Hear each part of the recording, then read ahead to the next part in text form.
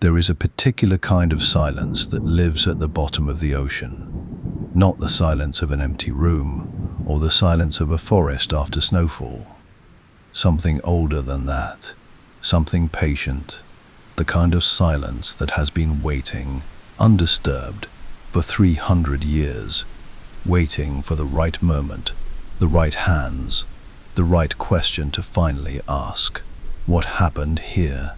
Off the coast of Cape Cod, Massachusetts, in roughly 30 feet of cold Atlantic water, that silence was finally broken in 1984. And what it gave up, slowly, reluctantly, grain of sand by grain of sand, was not merely treasure.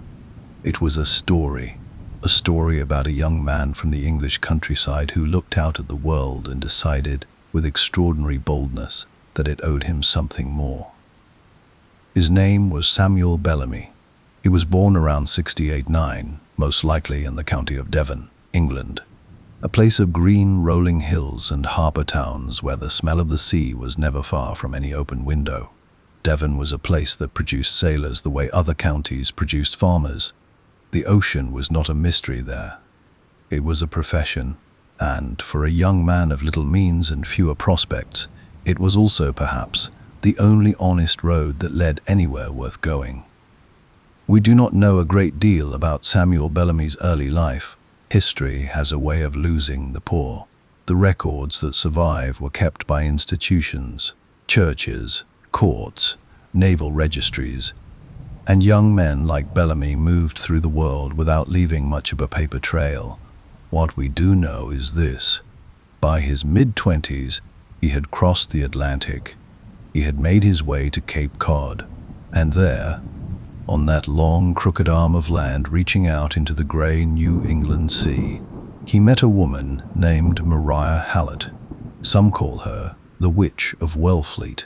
Others, more gently, call her simply the girl he loved. Whatever the truth of Maria Hallett, and there is legend woven so deeply into her story that the truth may never fully surface.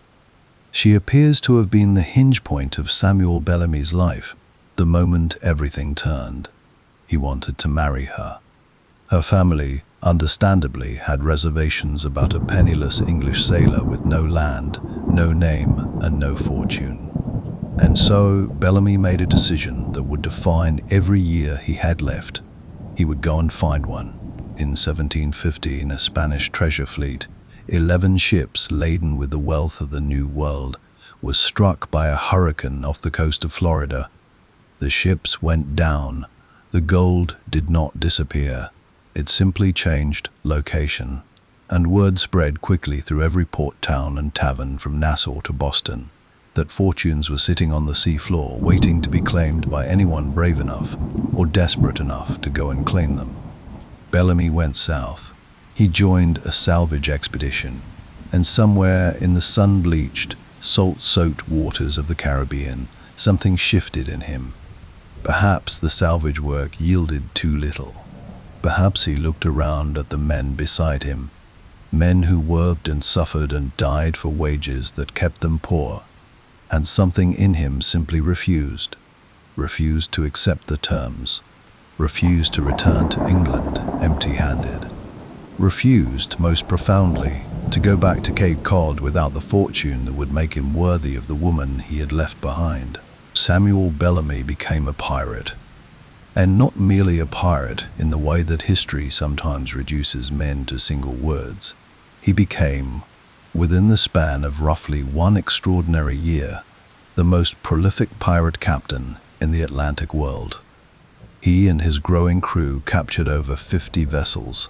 He established a code of conduct aboard his ship that was, by the brutal standards of the age, almost democratic. Every man had a voice. Every man had a share. His crew called him Black Sam, though no one is entirely certain why. His enemies called him something else entirely, the Prince of Pirates. Then, in early 1717, came the Whydah. She was a purpose-built slave ship, fast and powerful, fresh from her second voyage along the Triangle trade route that had made so many men wealthy through so much suffering.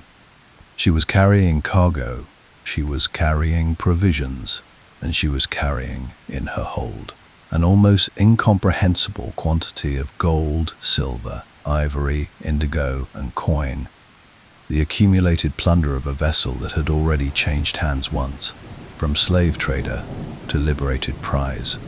Bellamy took her in a chase that lasted 3 days. When she was his, he renamed nothing and changed everything. The Whydah became his flagship, his floating republic, his proof that a man born without fortune could, through sheer audacity and force of will, remake the world according to his own terms. He turned her north, toward Cape Cod, toward Maria. He never arrived. What happened next, and what was lost, and what was eventually found, is a story that belongs not just to one man, but to the ocean that kept him, the woman who waited, and the world that would spend 3 centuries trying to understand what, exactly, it had witnessed in the spring of 1717. Settle in. We are only just beginning. To understand Samuel Bellamy, you must first understand the world that produced him. And that world, by almost any honest measure, was not a generous one. England in the late 17th century was a country of extraordinary contradictions. On one hand, it was a nation ascending, building an empire, expanding its reach across oceans, accumulating wealth at a scale that previous generations could scarcely have imagined. The ports of Bristol, Plymouth, and London hummed with commerce. Merchant ships came and went like the tides, laden with sugar and tobacco, with cotton and spice, with all the raw material of a civilization that was learning, quite deliberately, how to turn the rest of the world into profit. On the other hand, for the vast majority of people living within England's borders, this expanding wealth was something that happened to other people. It was visible. You could see it in the grand houses being built on the hillsides above the harbour towns, in the carriages that rolled through the narrow streets, in the way a merchant or a landowner carried himself through a room as though the air itself was his property. But visible and accessible are 2 entirely different things. And for a young man born without land, without title, without the particular accident of a wealthy father, the distance between what he could see and what he could ever hope to touch was, in practical terms, infinite. This was the England into which Samuel Bellamy was most likely born, around the year 6089, the same year, as it happens, that William of Orange took the English throne in the Glorious Revolution, a political earthquake that rearranged the country's power structures considerably, though mostly in ways that benefited those who already had power to begin with. History is full of revolutions that change everything for the people at the top and almost nothing for everyone else. Devon, where Bellamy almost certainly spent his earliest years, was a county shaped entirely by its relationship with the sea. The landscape there is beautiful in a particular rugged way.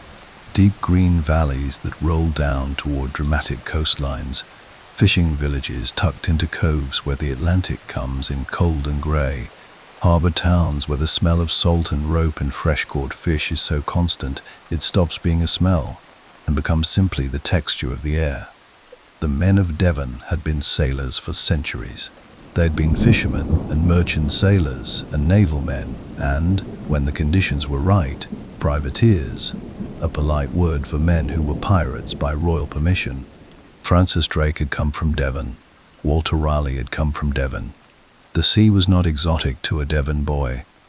It was simply where you went when the land had nothing left to offer you. And for a young man of Bellamy's circumstances, the land had very little to offer. The English class system of the early 18th century was not merely a social inconvenience. It was a structure of near total economic determinism. If you were born poor, the mechanisms available to lift yourself from poverty were limited, brutal, and frequently fatal. You could join the Royal Navy, where discipline was maintained through flogging and the death rate from disease made combat look almost hospitable by comparison. You could find work as a laborer, earning wages that kept you permanently in debt to the people who owned the land you worked. You could go to sea on a merchant vessel, where the captain's word was law and the law was frequently cruel, and where the difference between you and the cargo was sometimes difficult to articulate. Or you could cross the Atlantic. America, or rather the scattered collection of English colonies along the eastern seaboard, had a reputation in the port towns of Devon and Cornwall and Somerset. It was spoken of in the way that frontiers always are, with a mixture of romance and terror, with the suggestion that the rules were different there, that the distance from England meant the distance from the structures that kept a man in his place. Some of this was true. Most of it was the kind of hopeful exaggeration that keeps desperate people moving. But the kernel of truth was enough. People went. By the thousands, and then the tens of thousands, they went. Bellamy went. Precisely when is uncertain. The historical record here is frustratingly thin. But by the early 1710s, he appears to have been in the New England colonies, working as a sailor, moving between the ports that lined the Massachusetts coast. He was, by all accounts that survive, a physically striking man, tall, dark-haired, and possessed of a quality that contemporaries described as natural authority. He was the kind of man that rooms noticed when he walked into them, whether that quality was charm or confidence, or simply the particular magnetism that some people carry without effort or explanation. It served him. People remembered him. People followed him. And somewhere along the way, on the long sandy peninsula of Cape Cod, he met Maria Hallett. She has become, over 3 centuries, something of a mythological figure. The tragic sweetheart, the abandoned woman, the witch who waited on the cliffs for a ship that would never come. Legend has accumulated around her the way barnacles accumulate around a hull, layer upon layer, impossible to remove cleanly without damaging what lies beneath. Some stories say she bore Bellamy a child while he was away, and that the child died, and that her community turned on her for it. Some stories say she was imprisoned. Some say she lived alone on the dunes for years, kept company by nothing but the wind and her own grief. What is almost certainly true is that she was real, that Bellamy loved her, and that he left her. Not in the careless way that men sometimes leave women, but with intention, with a promise implicit or explicit that he would return, that he would make himself into the kind of man whose return meant something. The Spanish treasure fleet gave him the idea of how.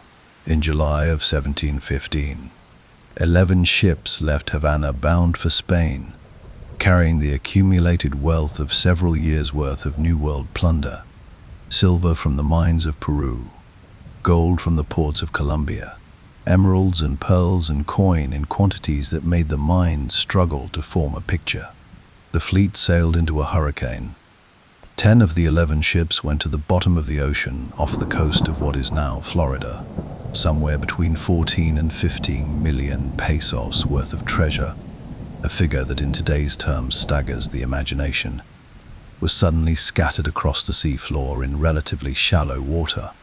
The Spanish sent salvage crews immediately. So did the English colonists, somewhat less officially. And into that fever of opportunistic treasure hunting came Samuel Bellamy, sometime in 1715 or early 1716, most likely accompanied by a man named Palsgrave Williams, a goldsmith from Rhode Island, older than Bellamy, better connected, and apparently just as eager for a fortune. The salvage operation, by most accounts, was a disappointment. The Spanish had gotten there first and were protective of what remained. The English salvagers picked at the edges, found little of significance, and were left with a choice: return home poorer than they'd left, or find another way. It was somewhere in this moment of frustration, somewhere in the warm Caribbean water, under a sun that asked no questions about a man's birth or his prospects, that Samuel Bellamy made the decision that would define the remainder of his life. He met a pirate named Benjamin Hornigold. Hornigold was, at this point, one of the most established figures in what historians would come to call the golden age of piracy. He operated out of Nassau, in the Bahamas, a port town that had become, in the absence of effective English governance, something very close to a pirate republic. Nassau in those years was a place of radical possibility and radical danger in equal measure, a port where the normal rules of Atlantic society had been suspended, where a man's past was less important than his present usefulness, and where the question was not where you came from but what you were willing to do. Hornigold took Bellamy on, and Bellamy, it turned out, was willing to do quite a great deal. He learned fast. He was a skilled sailor already. Years at sea had seen to that. But piracy required a different kind of skill set. It required the ability to read a ship from a distance and assess its speed, its cargo, its defensive capability. It required the management of men who had chosen a life outside the law, and who therefore responded badly to authority that couldn't justify itself. It required a particular brand of calculated boldness, knowing when to press and when to retreat, when a prize was worth the risk, and when the risk would swallow you whole. Bellamy had all of it. Naturally, it seemed, as though the life had been waiting for him all along. But he and Hornigold disagreed on one significant point. Hornigold, in a display of patriotism that struck his crew as increasingly eccentric, refused to attack English ships. He would take French vessels, Spanish vessels, Portuguese vessels. But English ships he considered off limits. For a man who had rejected the society that England had built, Bellamy found this distinction difficult to honor. He was not at war with France. He was at war with a system, and that system flew the English flag as readily as any other. The crew sided with Bellamy. Hornigold was voted out, an act that tells you almost everything you need to know about how pirate ships actually operated, which was considerably less like the popular image of a tyrannical captain, and considerably more like a rough, armed democracy. Bellamy took command, and he immediately began to demonstrate that he was not simply a man who had stumbled into piracy out of desperation, but someone who had thought seriously about what it meant and what it was for. He developed what became, among those who encountered him, a kind of philosophy when he captured a ship, and he captured many, in rapid succession, moving through the Caribbean and up toward the American coast, with an efficiency that left maritime merchants increasingly alarmed. He would often address the crew of the vessel he'd taken. These speeches were recorded by survivors who were later deposed before Admiralty courts, and they have come down to us at least partially intact. They are remarkable documents, not the words of a simple criminal, but of a man who had genuinely reckoned with the injustice of the world he'd grown up in, and arrived at conclusions that were, for his time, startlingly coherent. He spoke of the hypocrisy of the law, of the way that men with money and titles called themselves legitimate while building their fortunes on the suffering of thousands, and called men like Bellamy criminals for taking back a fraction of what had been taken from the world. He spoke of freedom, not in the abstract, romantic way, but practically, specifically, the freedom to eat what you wanted, to sleep when you needed, to have a say in the decisions that governed your life. He offered captured sailors the chance to join him. Many did, not out of fear, or not only out of fear, but because the alternative, another decade on a merchant vessel, worked half to death for wages that barely covered their debts, compared poorly with what Bellamy was offering. His crew was extraordinary in its diversity. Men from England and Wales and Ireland, certainly, but also freed and escaped. Enslaved men from the Caribbean, sailors from West Africa and Madagascar, indigenous men from the American coastline. The Whydah's eventual crew, when she was finally captured and made Bellamy's flagship, would number over 150 men from at least 11 different nations. in the rigid, hierarchical, racially stratified world of the early 18th century Atlantic. This was not merely unusual. It was, in the most literal sense, revolutionary. And Bellamy himself seemed aware of that, seemed to lean into it. His ship operated on articles, written agreements that every crew member signed, that laid out the rules of life aboard in plain language. Every man had a vote. Every man had a share. Punishment was decided collectively. The captain's authority was real but not absolute, and it derived from the consent of the crew rather than from any external commission or royal charter. Bellamy could be removed if the majority turned against him, just as he had removed Hornigold. He called himself and his men free men. The maritime authorities of England and the colonies called them something else: hostis, humani, generis, enemies of all mankind. It was the legal classification applied to pirates across the Western world, and it meant that they could be killed on sight by any nation's navy without the formality of a trial. It was a phrase designed to place them outside the moral community entirely, to make their deaths not merely legal, but righteous. Bellamy wore the designation lightly. Perhaps he understood, in some unspoken way, that the men who invented legal language were the same men whose interests that language was designed to protect. By the winter of 1716 into 1707, Samuel Bellamy had become something genuinely unprecedented. Not just a successful pirate. There had been successful pirates before him, and there would be after, but a man who had built, on the open water, something resembling an alternative society. Imperfect, violent, shaped by the brutality of its age, yes, but alternative, real, functioning on principles that the legitimate world around it refused to acknowledge. He needed a ship worthy of it.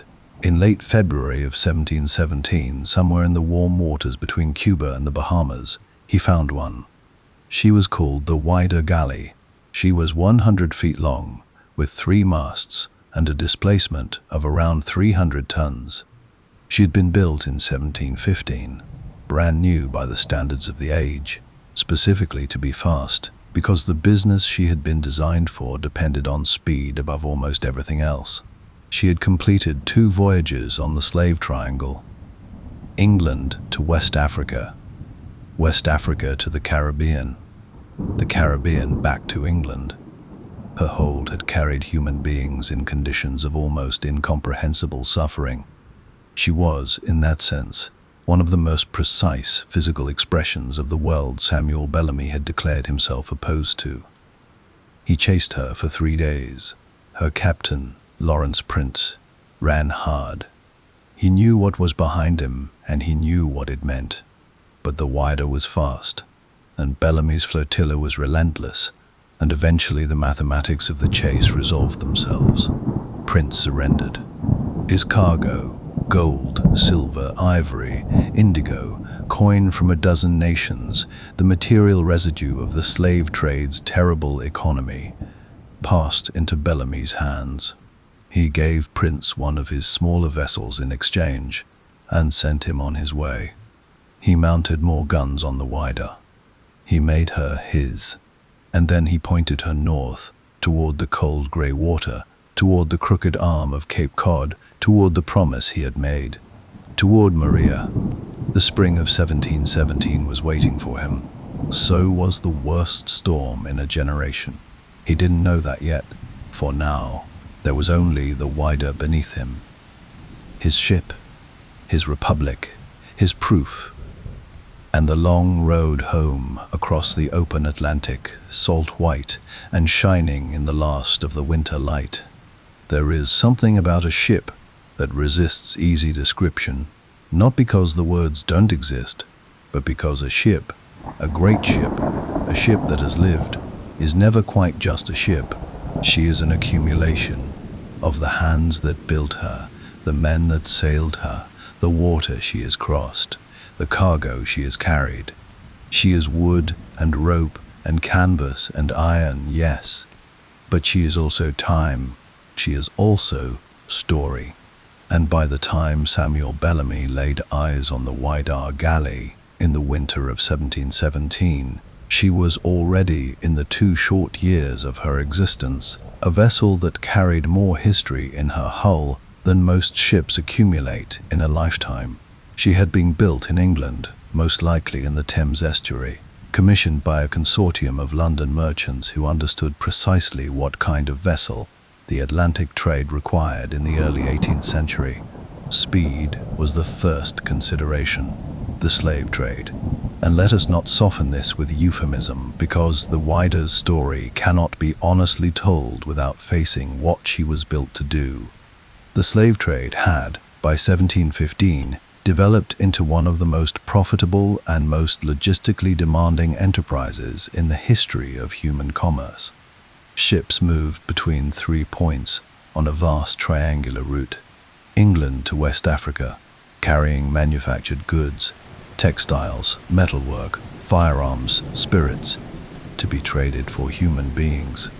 Then West Africa to the Caribbean or the American colonies, carrying those human beings in conditions so deliberately dehumanizing that to describe them in full would require more words than this documentary has pages. Then the Caribbean back to England, carrying sugar, rum, tobacco, indigo, and coin, the transformed product of enslaved labor, laundered by distance and commerce into the respectable wealth of merchants and investors who would never themselves set foot on the vessels they owned. In this trade, speed meant money. A faster ship lost fewer enslaved people to the diseases that ravaged the holds during the Middle Passage. A faster ship could outrun competitors and occasionally pirates. A faster ship completed more voyages in a given year, multiplying returns on investment with the cold arithmetic that the merchants of London applied to every variable in their calculations, human and otherwise. The Whydah was built to be fast. She was a 3-masted galley, that word, galley, indicating not that she was rowed in the ancient sense, but that she was built along a sleeker, lower profile than a conventional merchant vessel, with a hull designed to slip through water rather than push through it. 100 feet from bow to stern, a beam of roughly 25 feet at her widest point, displacing somewhere in the region of 300 tons when fully laden. She carried 18 guns when she was launched. A respectable armament for a merchant vessel, though modest by naval standards. She was, in the language of the age, a swift and handsome ship. Her name came from the port where she first loaded her human cargo. Whydah, spelled and pronounced in various ways by the English sailors who passed through it, was a port on the coast of what is now the Republic of Benin in West Africa. It was one of the most active slave trading posts on the entire African coast, a place where the Kingdom of Dahomey and the European trading companies had established a brutal and efficient commerce in human lives that would continue for well over a century. The port processed tens of thousands of enslaved people. It was a place of profound suffering, of families torn apart, of lives redirected into the hold of ships like the one that would one day bear its name. The irony of the Whydah's eventual fate, captured by a man who preached freedom, crewed by men of a dozen nations, including formerly enslaved Africans, and ultimately lost to the sea, is the kind of irony that history produces occasionally, as though even the universe recognizes a moment worth remarking on. Her first captain was Lawrence Prince, a veteran of the Atlantic trade who knew the roots and the rhythms of the business as well as any man alive. Under Prince, the Whydah completed her maiden voyage to West Africa and the Caribbean in 1705, returning to England with a hold full of cargo and a profit that satisfied her investors. She went out again in 1706, following the same triangle, and was on her return leg, laden now with gold and silver and ivory and indigo, with all the concentrated wealth of the trade cycle, when she encountered Samuel Bellamy. The 3-day chase has been described in various ways by those who survived it. What the accounts agree on is that Bellamy's flotilla, several vessels by this point, acquired in the accumulated captures of his Caribbean campaign, surrounded Prince's options methodically and patiently. There was no dramatic broadside battle, no heroic last stand. Prince was a merchant captain, not a naval one, and the calculus of his situation was clear enough.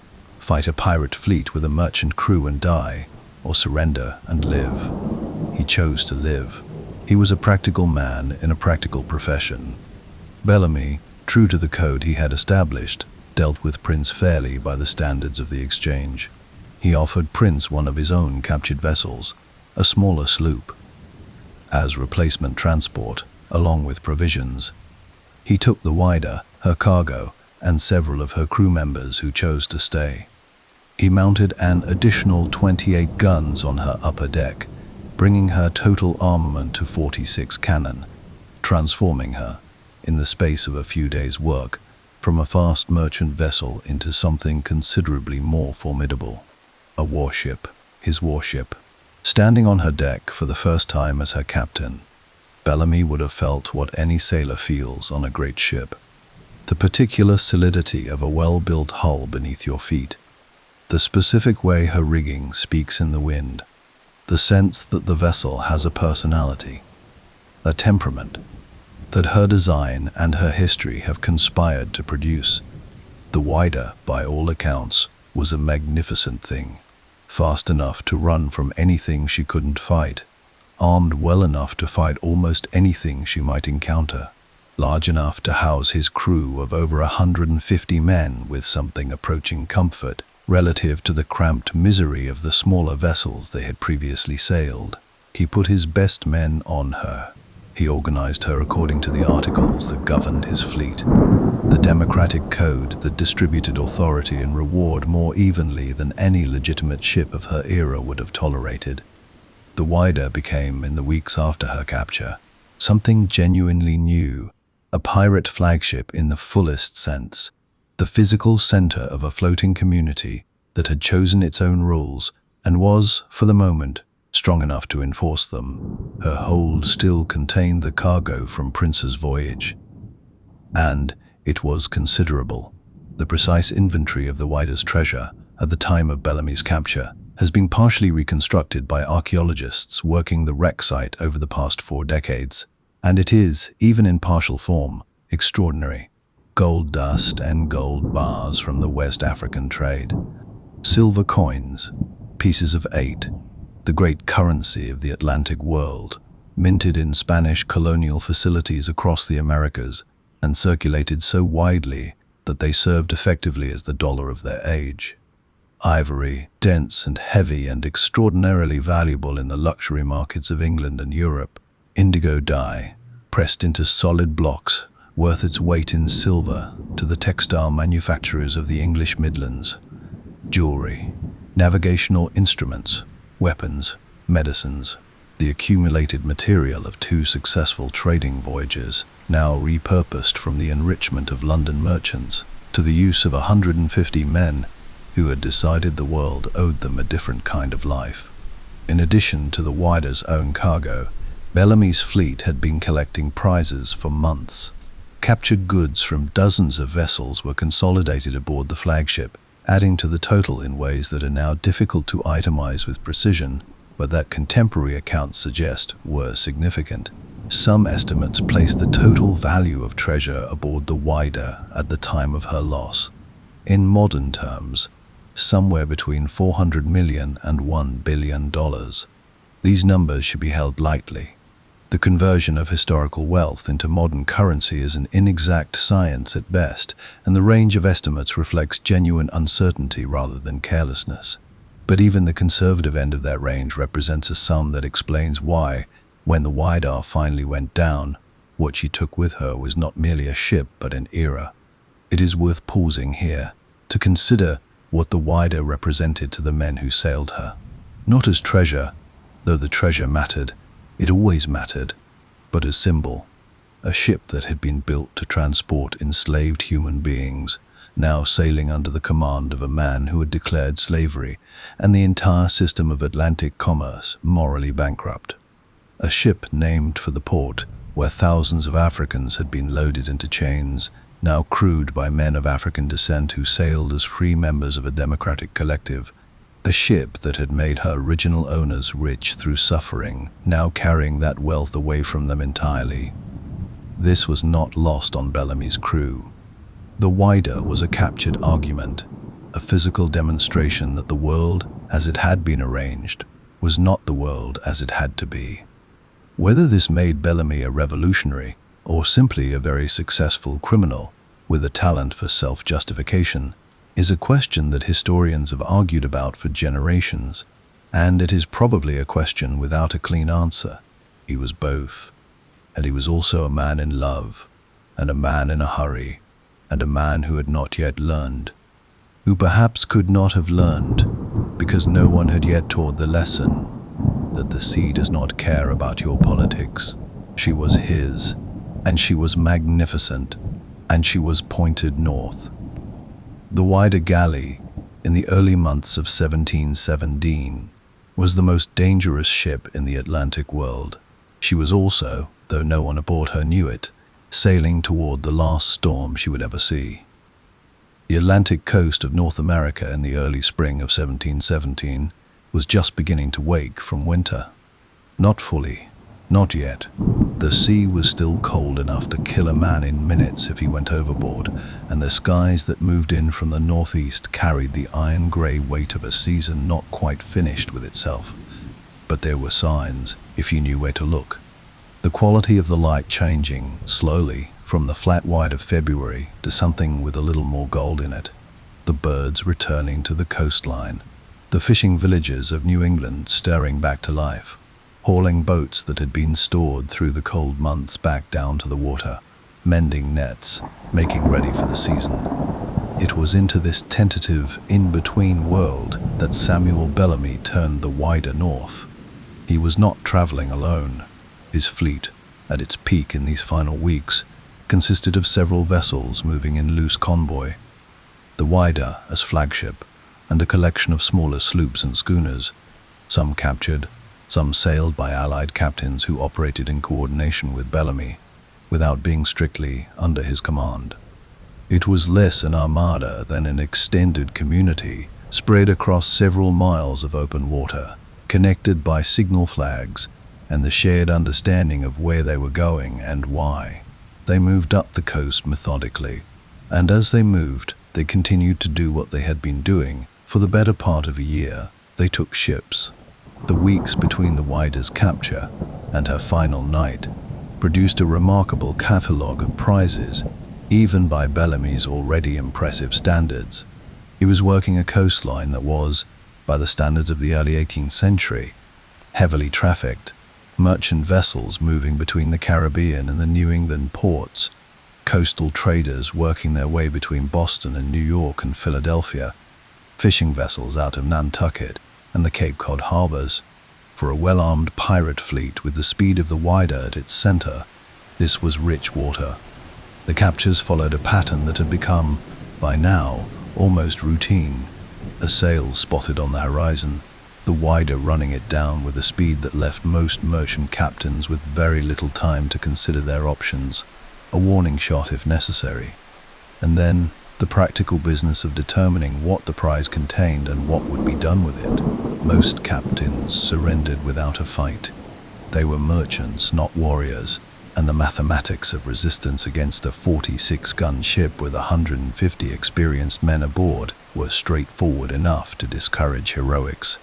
Bellamy, in these final weeks, continued to display the complicated mixture of menace and restraint that had defined his career.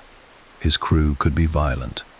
They were pirates, operating outside the law, and violence was always present as a possibility and occasionally as a reality. But Bellamy himself appears to have had a genuine aversion to unnecessary harm. Surviving depositions from captured captains describe him as stern but controlled, a man who kept his crew in check with an authority that was clearly real, even if it wasn't absolute. He returned vessels when he could. He left crews with provisions. He offered the chance to join, and when men declined, he generally let them go. There was one notable exception in these final weeks, a vessel called the Mary Ann. A pink, in the terminology of the age. A small cargo vessel with a distinctive narrow stern was taken off the Virginia coast and pressed into service as a wine carrier for the fleet. She was not released.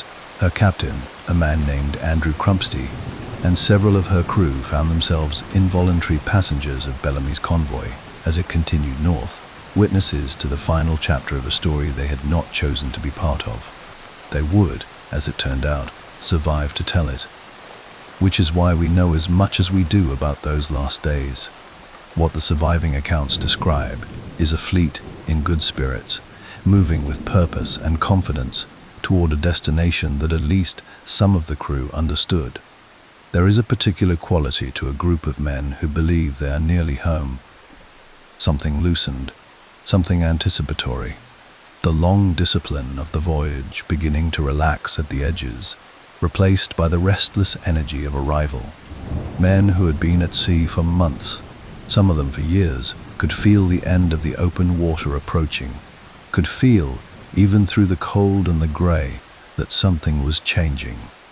For Bellamy, the feeling must have been something more specific than that, something more personal and more complicated.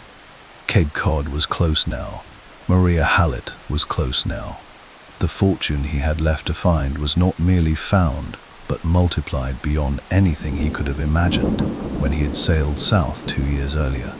He had left Cape Cod a penniless sailor with a promise, and not much else. He was returning as the most successful pirate in the Atlantic world, aboard the most powerful ship on this coast, with enough gold and silver in his hold to buy himself a future that his birth had made otherwise impossible. What he intended to do with that future is one of the great unanswerable questions of his story. Some historians have suggested he was planning to retire, to find a way to come ashore, perhaps in some jurisdiction more forgiving than the English colonies, and live quietly on his wealth. Others have argued that a man like Bellamy, a man who had built a philosophy around the freedom of the open water, would never have survived a settled life on land, that the Democratic Republic of the Whydah was not a means to an end, but an end in itself, and that the journey north was not a retirement plan, but simply a pause, a chance to see Maria, to honor the promise he'd made before the sea called him back out again. We cannot know. What we can know is that he was almost there, that the end of the long voyage was visible now, not metaphorically but literally, the familiar coastline of New England beginning to resolve itself from the northern horizon with each passing day.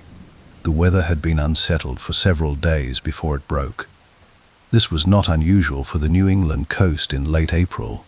The region sits at the intersection of warm southern air moving up from the Gulf and cold northern systems pushing down from Canada, and the results of that collision are frequently dramatic. Experienced sailors on that coast knew to watch the sky with attention, knew the particular quality of the clouds that preceded the worst storms, knew that the shoals around Cape Cod, and there are many, the Cape being essentially a vast accumulation of sand deposited by glaciers 12,000 years earlier, shallow and constantly shifting and merciless to vessels that found themselves among them, that these shoals demanded respect in any weather, and in a storm demanded everything you had. Bellamy's crew were experienced sailors. Many of them had sailed these waters before. The signs would not have been invisible to them. And yet, the decision was made to continue north. Perhaps Bellamy believed the storm would pass, or pass quickly enough, or track far enough offshore to allow safe passage. Perhaps the pull of the destination, so close now after so long, made the risk feel acceptable. Perhaps, as sometimes happens with men who have been extraordinarily lucky for a long time, the luck had begun to feel like a permanent condition rather than a temporary one, like something they had earned, rather than something that had simply been running in their favor. On the evening of April 26, 1707, the sky above the Whydah told a story that any experienced Atlantic sailor would have recognized. The clouds to the northeast had taken on that particular greenish-gray cast that precedes serious weather. The wind was shifting and building. The sea, which had been running a moderate swell, was beginning to develop a more urgent quality. The long, rolling swells that originate in distant storm systems, arriving ahead of the weather as a kind of announcement. The Mary Ann, the wine-carrying prize vessel, appears to have fallen behind the Whydah in the deteriorating conditions. Her captain would later testify that by nightfall, he had lost sight of the flagship entirely. The darkness, the building seas, and the driving rain had swallowed her. The Whydah was somewhere ahead. In the dark and the rising storm, approaching the Cape Cod shore with all her guns and all her gold and all her 150 men. She was 5 miles off the beach when the sandbar found her. She had been running before the storm, pushed northeast by winds that had built to hurricane force in the hours after sunset. And the shoals off Wellfleet, those treacherous shallows that the Cape's geometry creates, came up beneath her hull with no warning that was useful. She struck. She heeled. Her masts, those great pillars of pine that had carried her across the Atlantic and back, came down in a cascade of rigging and canvas and broken wood. The sea, which had been the element of Bellamy's freedom for 2 extraordinary years, became in the space of a few seconds simply the thing that was killing him. The Whydah sank in a matter of minutes. 144 men died in the water off Wellfleet that night. The sea was cold. The shore was close, but not close enough. The waves were high enough, and the darkness complete enough that survival was almost entirely a matter of chance, of where a man happened to be when the ship went down, of whether a piece of wreckage found him before the cold did. 2 men survived. Samuel Bellamy was not among them. He was 28 years old. The morning of April 27, 1717 arrived, the way mornings do after great storms. Washed clean, almost apologetic. The sky a pale and innocent blue, as though the night had not happened at all. But the beach told the truth. For miles along the inner shore of Cape Cod, from Wellfleet south toward Eastham, the sand was covered with wreckage, planks and barrels and coils of rope, shattered masts, pieces of canvas, the scattered inventory of a great ship's life, broken apart and distributed by the sea with the indifference that the sea brings to everything it destroys. And among the wreckage, the bodies. 102 of them recovered in the days that followed, washed ashore by the same tides that had brought the wood and the rope and the canvas. Some were found miles apart. Some were found together, as though in the final moments men had reached for each other. The 2 survivors were found separately, both clinging to wreckage in the shallows, both barely alive. Their names were John Julian and Thomas Davis. Julian was a Cape Cod Wampanoag man, one of the indigenous sailors who had made up part of Bellamy's remarkably diverse crew. And he had survived the wreck through a combination of physical strength and, perhaps, the particular knowledge of these waters that his heritage carried. Davis was a Welsh carpenter who had been taken aboard the Whydah only days before the wreck, pressed from a captured vessel, and not yet fully a member of the crew by any meaningful measure. Both men were taken into custody almost immediately. The colonial authorities of Massachusetts were not slow to understand what had happened off their coast. Word reached Boston within days, and what followed was swift, deliberate, and brutal, in the way that official responses to piracy were always designed to be not merely punitive, but demonstrative. The law, having failed to catch Samuel Bellamy while he was alive, was going to make very sure that everyone understood what happened to those who followed his example. A salvage operation began at once. The colonial government sent men to the wreck site, which lay in shallow enough water that the masts of the Whydah were still visible above the surface in the days immediately after the sinking. They recovered what they could, and what they could recover in those first weeks was significant. Coins, weapons, pieces of the ship's fittings, some portion of the gold. But the sea and the Cape Cod sand work quickly together. The wreck site was subject to constant wave action, and the sand, which moves and shifts in ways that baffle even experienced observers, began its long work of burial almost immediately. Governor Samuel of Massachusetts dispatched a justice named John Menzies to conduct the formal investigation. The survivors were interrogated. The bodies of the dead were identified where possible, and the net was cast for any other members of Bellamy's fleet who might have survived the storm and come ashore somewhere along the Cape.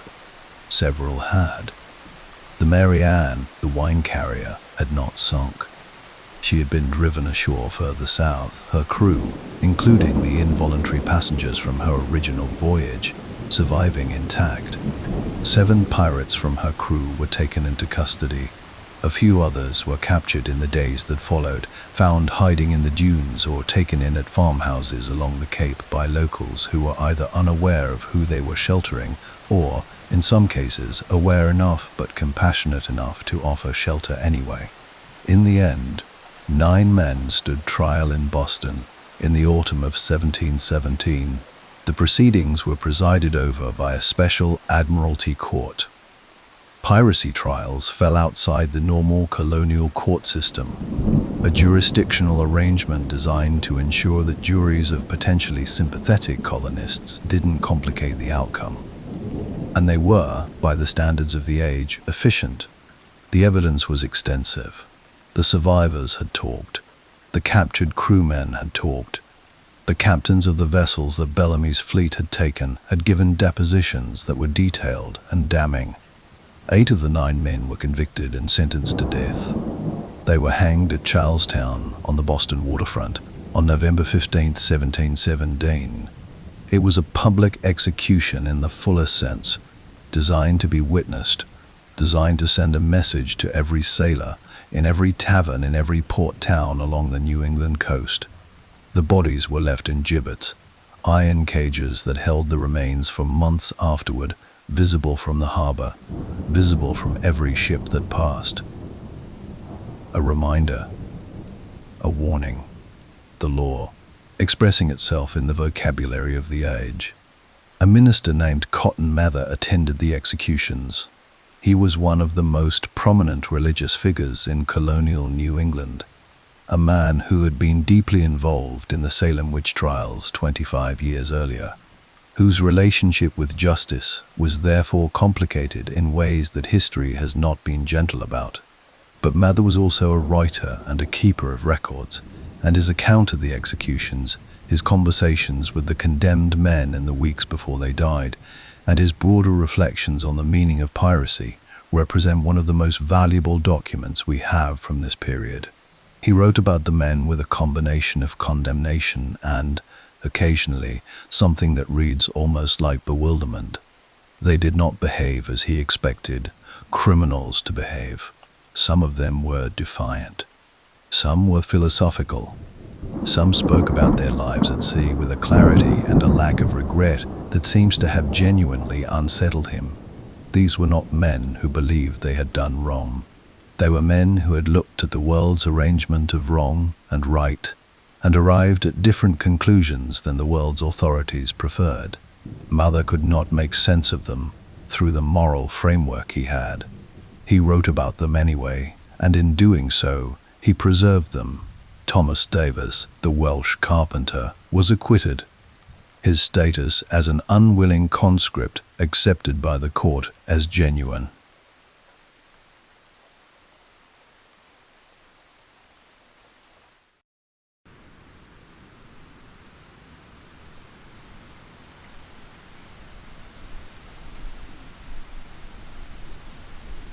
The records suggest he was sold into slavery, which would represent one of the more grotesque ironies in a story already full of them.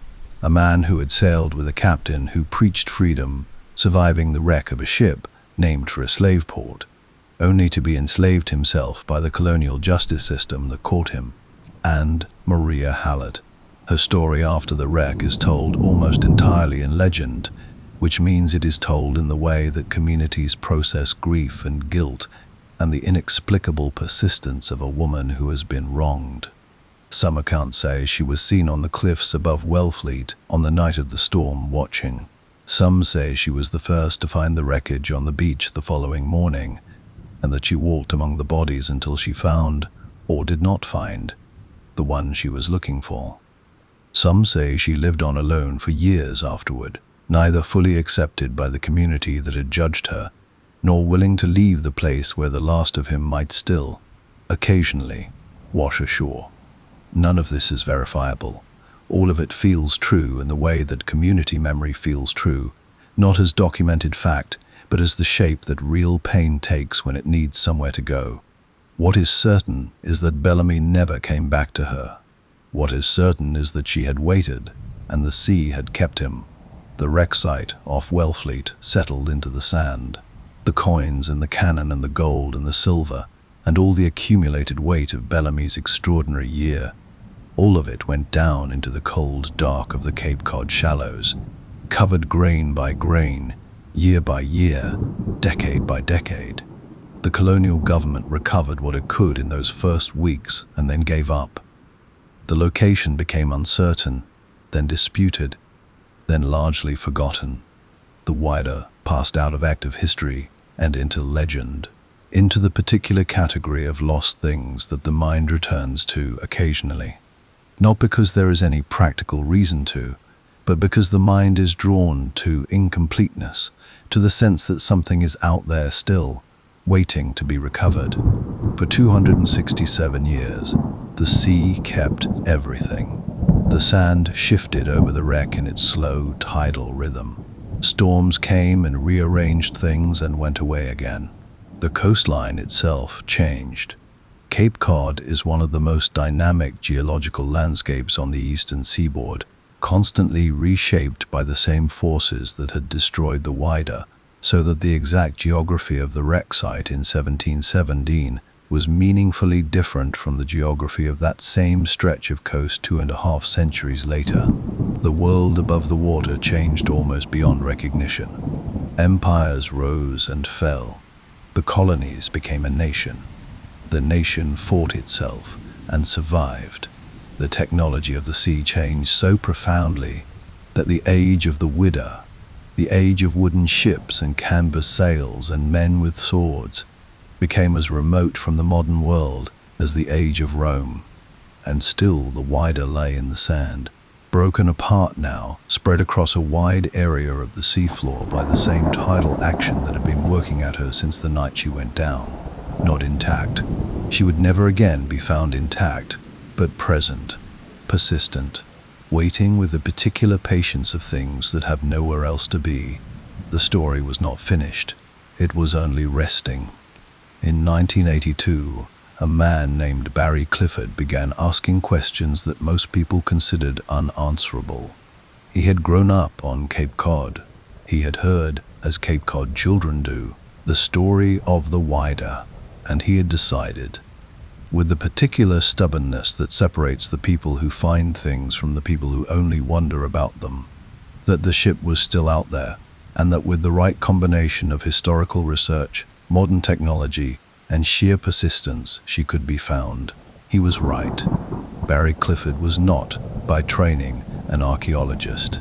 He was a Cape Cod boy who had grown up with the story of the Whydah, the way children grow up, with the stories that belong to the place they come from, half history, half legend, woven so deeply into the texture of local identity that it is sometimes difficult to know where the fact ends and the telling of it begins. His uncle had told him about the wreck when he was young, about the pirate captain, and the storm, and the gold that was still out there somewhere in the grey shallows off Wellfleet, waiting for someone with the will and the wit to find it. Most people who hear stories like that file them away under the category of things that are probably not true and certainly not their problem. Clifford filed it differently. He carried it for years through his education, through the various directions his life took him in his 20s and early 30s. He carried the story of the Whydah like a stone in his pocket. Heavy, specific, present. By the early 1980s, he had done something that most treasure hunters only talk about doing. He had gone to the archives. Not just the Cape Cod local histories, not just the popular accounts, but the original documents. the Admiralty Court records from 1707, the depositions of the survivors, the salvage reports from Governor Chute's men, the accounts published in the Boston newsletter in the weeks after the wreck. He had read Cotton Mather. He had studied the historical cartography of the Cape Cod coastline, tracking how the geography had shifted over 2.5 centuries. He had talked to marine geologists about how sand moves and how wrecks migrate within it, and what the relationship is between a ship that sinks in 1707 and where the remnants of that ship might logically be found in 1982. He had done, in other words, the unglamorous work that precedes every glamorous discovery. In 1982, with funding assembled from investors who were either genuinely persuaded by his research or sufficiently charmed by the audacity of the project to participate anyway, Clifford founded the Maritime Explorations Company and began a systematic survey of the seafloor off Wellfleet. The survey used side-scan sonar, technology that had become available to civilian researchers in the preceding decade, and that allowed, for the first time, a detailed picture of what lay beneath the sand without the expense and difficulty of physically excavating blind. The seafloor off Cape Cod is not a simple environment. It is a complex, constantly shifting landscape of sand ridges and depressions, of debris, both ancient and recent, of geological features that can look, to the untrained eye, like almost anything. Reading the sonar data required skill and patience and the willingness to be wrong many times before being right. Clifford was wrong many times. And then, in July of 1984, he was right. The sonar returns from a particular area of seafloor, approximately a mile off the Wellfleet coast, showed anomalies consistent with a large concentration of metallic objects. Cannon, most likely, given the size and distribution of the signatures. Clifford brought in divers. The divers went down into the cold, murky water of the Cape Cod shallows. Visibility poor, currents unpredictable. The seafloor covered in the fine sand that the Cape generates in such abundance. And they found what the sonar had suggested. Cannon, dozens of them. Encrusted with marine growth, partially buried, arranged in a scatter pattern consistent with a ship that had broken apart violently and quickly, rather than settling intact. And among the cannon, other things. Coins. A great many coins, fused together by centuries of chemical interaction with the seawater and the sand into dense, irregular masses that had to be carefully excavated and separated in the laboratory. Weapons, navigational instruments, clothing, leather and fabric preserved by the cold and the low oxygen environment of the deep sand in conditions that defied reasonable expectation, jewelry, medical equipment, the everyday objects of life aboard an early 18th century vessel, pressed into the seafloor and held there by 267 years of patient burial. But proof, legal, definitive, incontrovertible proof that this was the Whydah and not simply another of the many ships that Cape Cod's shoals have claimed over the centuries, came in the form of a single object. In 1985, a diver named John Bayer surfaced from the wreck site holding a ship's bell. It was encrusted, misshapen, transformed by its long immersion into something that looked at first glance like a lump of mineralized sediment. But when the encrustation was carefully removed in the conservation laboratory, the bell's surface revealed an inscription that had waited in the dark for nearly 3 centuries to be read again. It said, "The Whydah Golly, 1716. The year of her construction, the name she had been given at her launch on the Thames. 4 words and a number cast in bronze that collapsed the distance between 1717 and 1985 into nothing at all. That made the story, which had always been true but had existed for so long in the uncertain territory between history and legend, suddenly, irrefutably, physically, real." Barry Clifford wept. He has said so himself, without embarrassment, and it is difficult to imagine anyone who wouldn't. What followed the discovery of the bell was a decades-long excavation, that is, As of this telling, still ongoing, the Whydah wreck site has yielded more than 200,000 individual artifacts, a number that places it among the most significant maritime archaeological finds in history, not merely in terms of monetary value, but in terms of historical information. Because this is the critical thing that separates the Whydah excavation from treasure hunting in the popular sense. What has been found is not simply gold and silver, though there is gold and silver. What has been found is a window, a direct, physical, three-dimensional window into a world that left very few other records of itself. The men who sailed with Samuel Bellamy were, for the most part, men who did not write. They existed below the threshold of documented history, the threshold that, in the early 18th century, was set high enough to exclude most of the human race. They left no letters, no diaries, no official records beyond the court documents generated at the end of their lives. What they left was what was in their pockets, what was on their bodies, what was in the chests they kept below decks. And the sea, which took everything else, kept that among the artifacts recovered from the Whydah. A silk stocking, still inside a shoe, with a human leg bone inside it. The remains of one of Bellamy's crew, unidentified as yet, but present, real. A person who lived and sailed and died in that cold water, reduced by centuries to bone and preserved fabric, but refusing, somehow, to disappear entirely. A pewter plate with the initials of a crew member scratched into the back, the way sailors marked their possessions to prevent loss or theft aboard crowded vessels. Medical instruments of a type used for surgery at sea.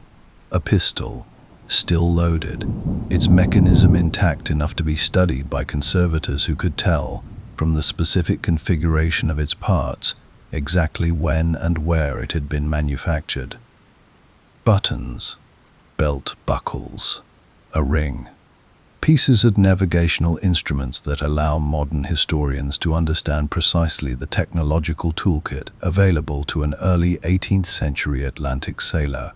And the coins, tens of thousands of them, from mints across the Spanish colonial world, from Mexico City, from Lima, from Potosi, each one a small, dense piece of economic history, stamped with the face of a king who never knew they would end up in a pirate's hold, then on a sea floor, then in the hands of a conservator 300 years later, their origins and journeys slowly being reconstructed through the painstaking analysis of composition, mint marks, and date of issue.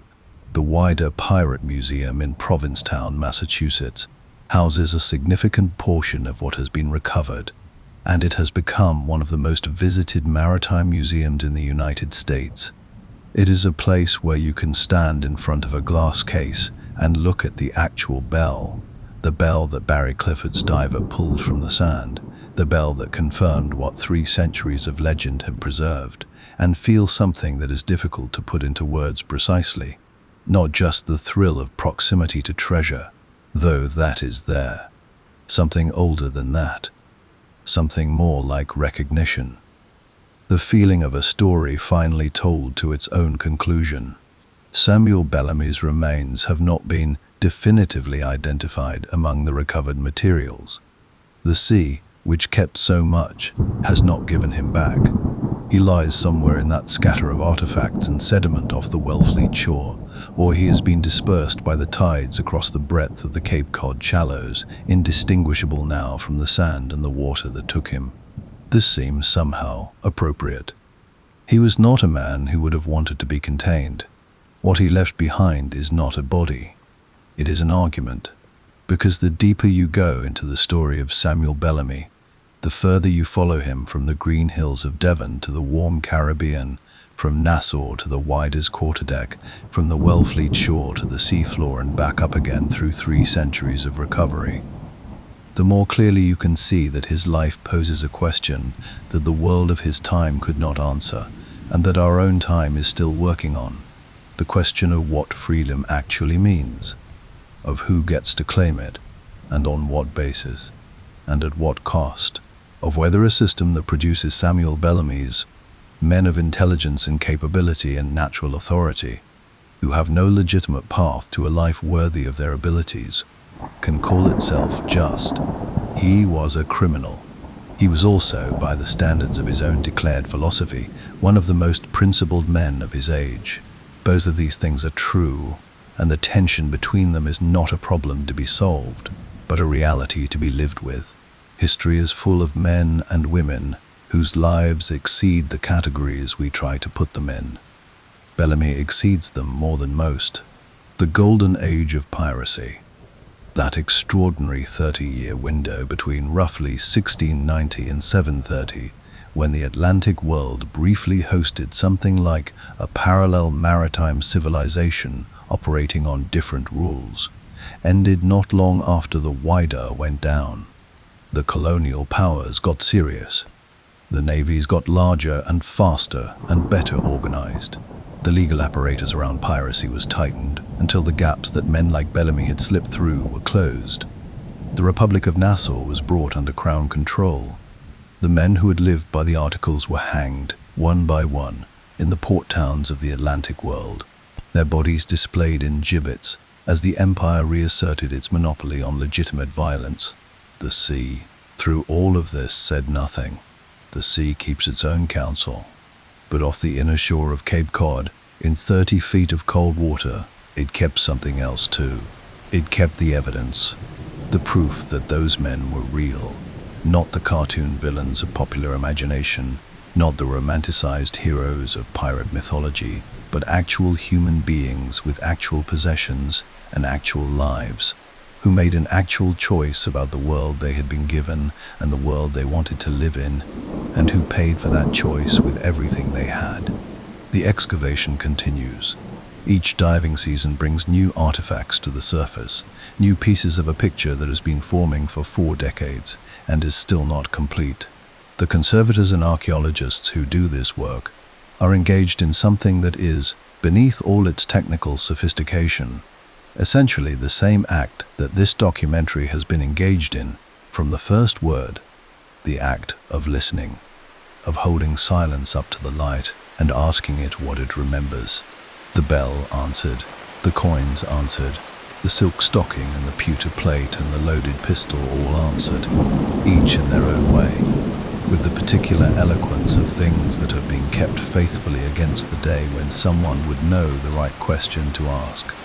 Samuel Bellamy was 28 years old when the sea took him. He had lived in those 28 years with an intensity and a reach that most people never approach in twice the time.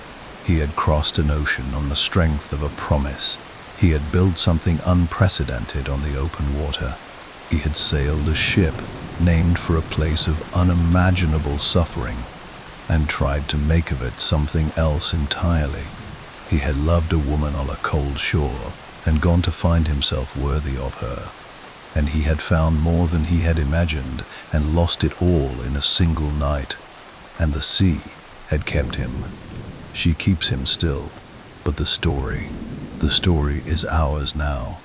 And it is a story worth keeping. This has been Samuel Bellamy and the Whydah Treasure, a relaxing documentary. The Whydah Pirate Museum stands at 674 Commercial Street, Provincetown, Massachusetts. The excavation of the wreck site continues under the direction of Maritime Explorations, Inc. To date, it remains the only fully authenticated Golden Age pirate shipwreck ever recovered.